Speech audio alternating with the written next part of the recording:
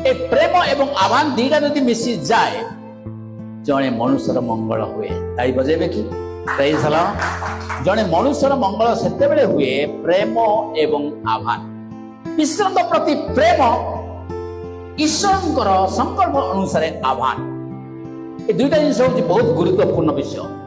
आज लोक मैंने कहीं आशीर्वाद पाऊना आज कहीं लोक मैंने हताश होती आज कहीं लोक मैंने भावुं मोर भविष्य गला आउ किसी भविष्य किसी नहीं किंतु जो माने प्रभुंकर संकल्प को बुझी से माने केबे हताश हुअन्ते नाही।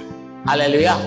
आ जे माने थोड़े हताश होते से माने हताश है कि से सब से माने लीन हो जाती से माने आगु को बढ़ी पारंती नाही।